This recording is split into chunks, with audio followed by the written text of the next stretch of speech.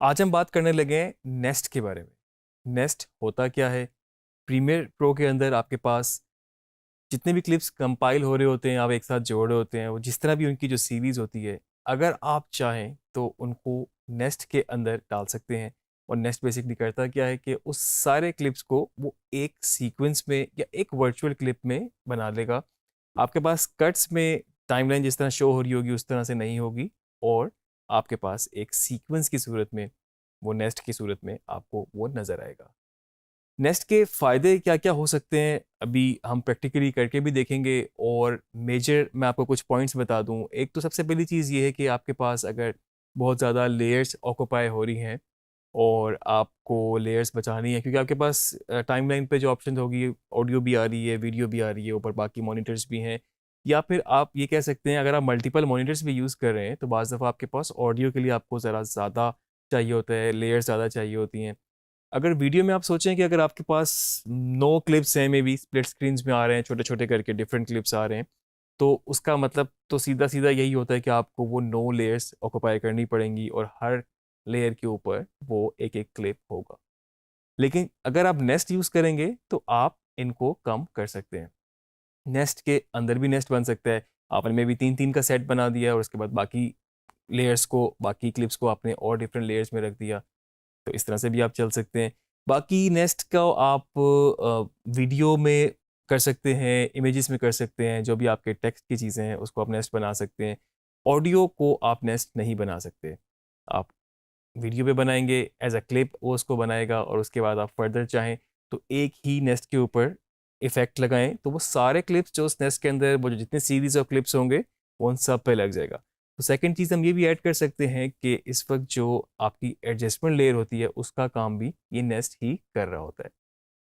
बहुत सारे और टेम्पलेट्स में, चीज़ों में आप इसको इस्तेमाल कर सकते हैं। कई दफ़ा ऐसा होता है कि टेम्पलेट पे पूरी एनिमेशन बनी होती है, आपने जाके चेंज करना होता है, तो वो भी नेस्ट की फॉर्म में आपको मिलेगी। एक और बड़ा इंपॉर्टेंट इसका यूज़ होता है, वो आप जब अपना वार्प स्टेबलाइज़र लगाते हैं अपनी शेकी फुटेज पे, तो अक्सर उसमें क्या होता है कि अगर उसकी प्रॉपर्टीज़, यानी कि आपने उसकी बेसिक मोशन स्केलिंग अगर छेड़ी हुई हो, एज़ कम्पेयर टू आपका जो सीक्वेंस की सेटिंग्स होती है उससे वो डिफरेंट हो, तो उसके ऊपर वार्प स्टेबलाइज़र काम नहीं करेगा। या मे बी स्पीड अगर उसकी चेंज हो क्लिप की, आपने उसको स्लो मोशन में किया हुआ हो या फिर फास्ट किया हो, तब भी आपका अक्सर केसेस में वार्प स्टेबलाइज़र काम नहीं करता। तो उसके लिए आपको उसको एक नेस्ट बनाना पड़ेगा उस क्लिप को, और उसके बाद वार्प स्टेबलाइज़र उस पे काम करने लगेगा। और भी फ़ायदे हो सकते हैं, जितना क्रिएटिवली आप स्मार्टली इसको यूज़ करेंगे, आप इसको मज़ीद एक्सप्लोर करते जाएँगे। थोड़ा-सा हम इसको प्रैक्टिकल देखते हैं। तो आपको नेस्ट का मैं तरीका बता दूँ, किस तरीके से नेस्ट किया जाता है, और एक हम साथ ये भी अप्लाई कर देते हैं कि किस तरीके से हम इन क्लिप्स को नेस्ट के अंदर डालेंगे और किस तरह से हमें लेयर्स सेव करेगा। तो आप देख सकते हैं कि इस वक्त मेरे पास टाइमलाइन पे फ़िलहाल ये सीटीआई जहाँ पर मेरा है, ये 3 क्लिप्स हैं इस वक्त, और मुझे बहुत सारी स्प्लिट स्क्रीन्स करने हैं और डिफरेंट क्लिप्स के साथ ही करने हैं।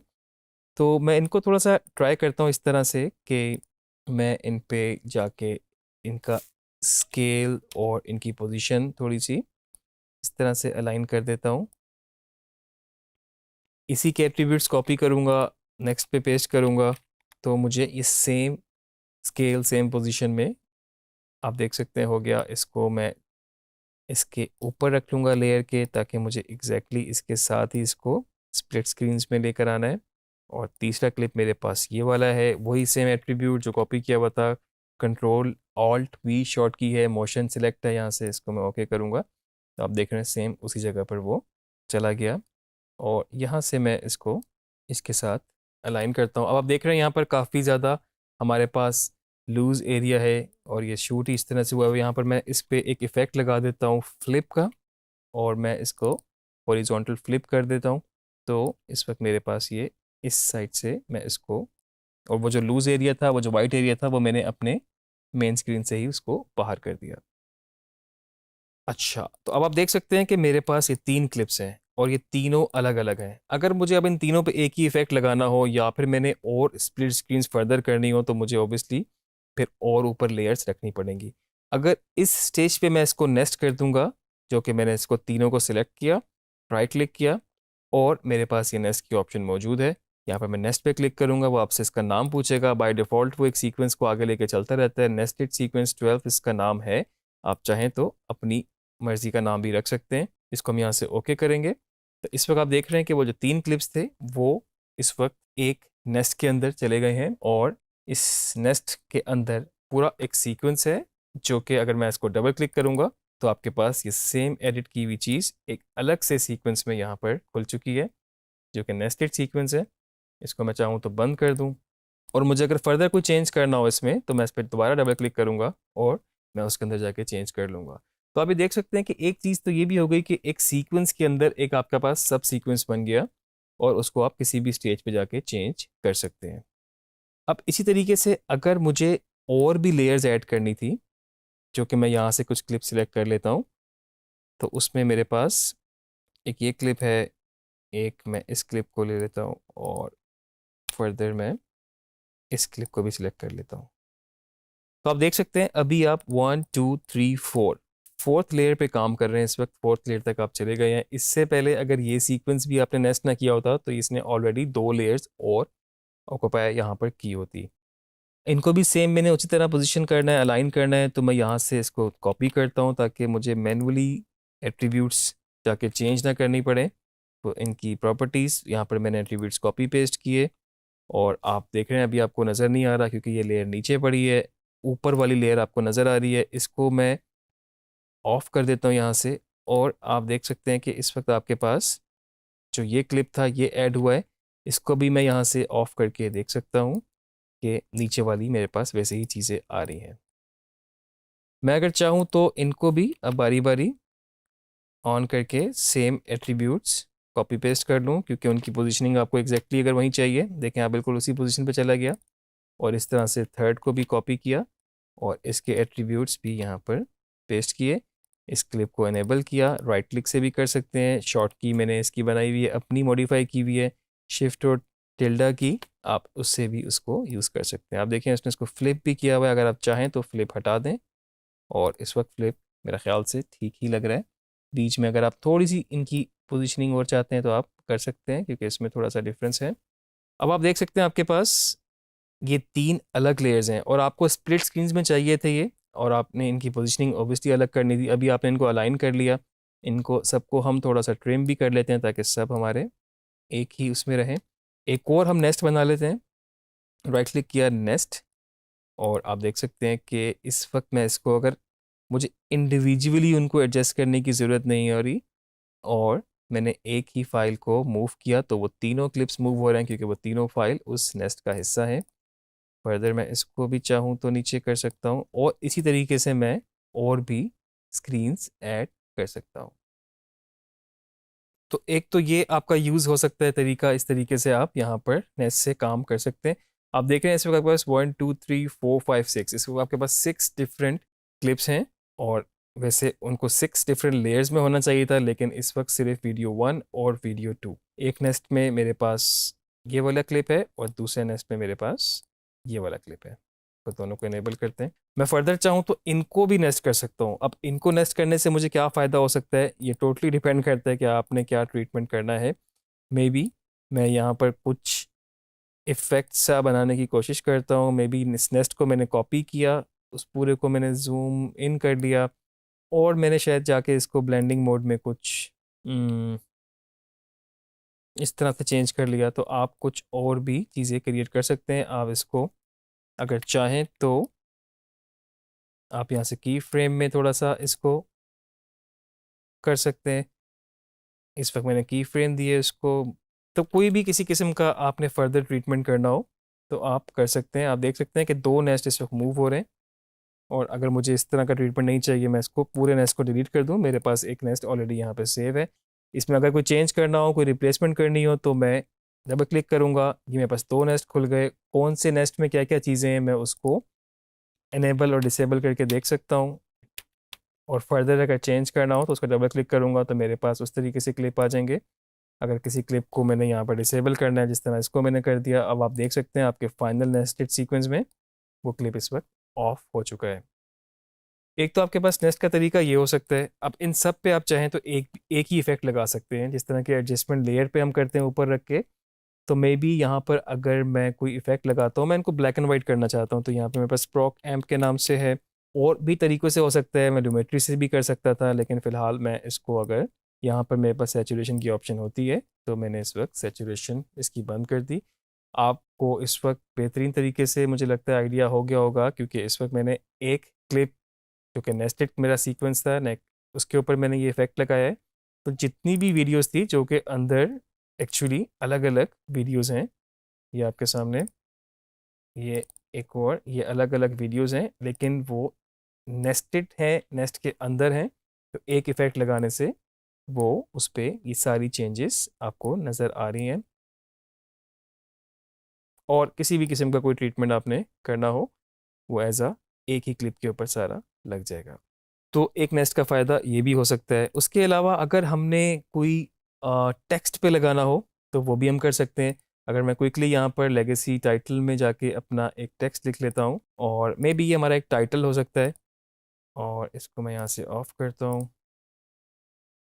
क्विकली हम एक लिख लेते हैं, और इसकी स्पेलिंग यूनिवर्सिटी, कंट्रोल ए से सिलेक्ट किया। सेंट्रलाइज टेक्स्ट को यहाँ से आप सेंट्रली अलाइन कर सकते हैं। फ़ॉन्ट आप चाहें तो यहाँ से चेंज कर सकते हैं, कोई भी आपने फ़ॉन्ट यहाँ पे क्विकली एडजस्ट किया।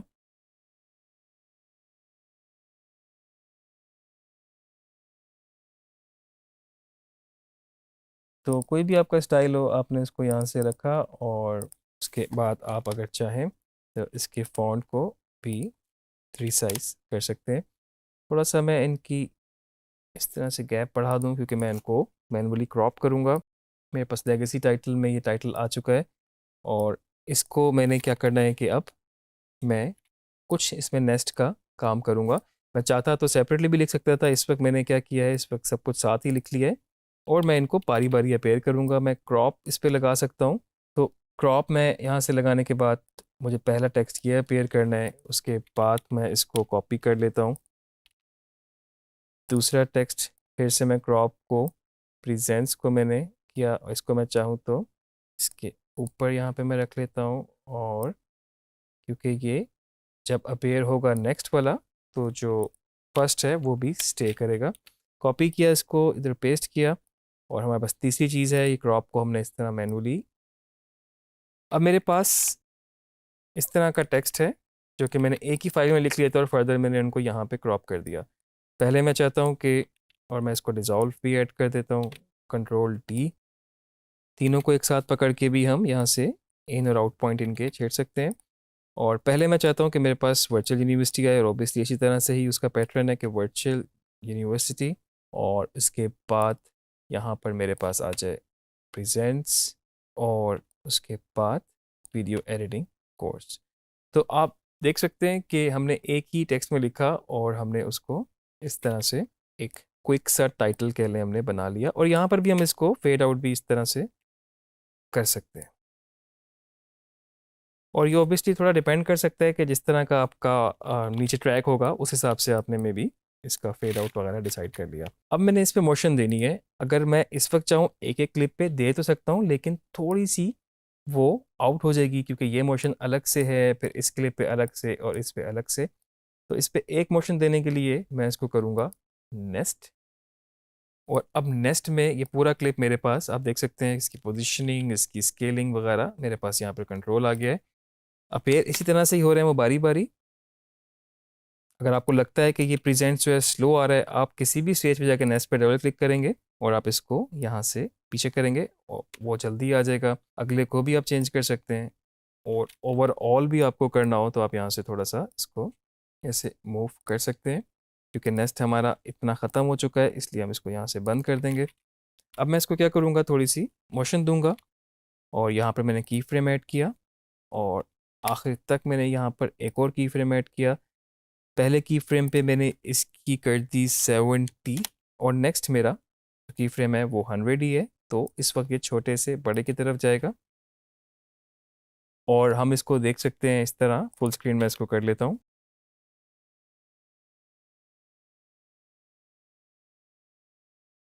क्वालिटी इसकी हम फुल कर लेते हैं।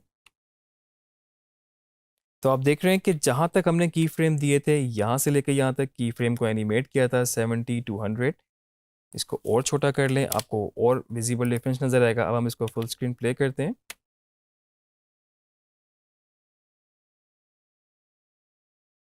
तो आप देख रहे हैं मूवमेंट कंटिन्यू है। पीछे बैक एंड पे जो भी फेड इन फेड आउट हो रहा था या जो चीज़ पहले और बाद में अपेयर हो रही है वो सब कुछ वैसे ही है, और सब पे आपकी एक ही जैसी मूवमेंट है। ये नहीं कि एक पहले आ रहा है एक बाद में आ रहा है, एक स्लो है एक फास्ट है। तो ये नेस्ट की वजह से पॉसिबल हुआ। तो ये आपके पास नेस्ट के कुछ मैंने आपको यूजेज बता दिया कि किस तरीके से आप इसको यूज़ कर सकते हैं, कहाँ कहाँ यूज़ कर सकते हैं। मुझे लगता है कि आप अगर जब इसको मज़ीद एक्सप्लोर करेंगे तो और भी आपको बेस्ट पॉसिबिलिटीज़, बेस्ट ऑप्शंस नज़र आएंगी कि जहाँ पर आप नेस्ट को और बेहतरीन तरीके से यूज़ कर सकेंगे। प्रैक्टिस करते रहें और नेक्स्ट लेक्चर में मज़ीद चीज़ों के ऊपर बात करेंगे।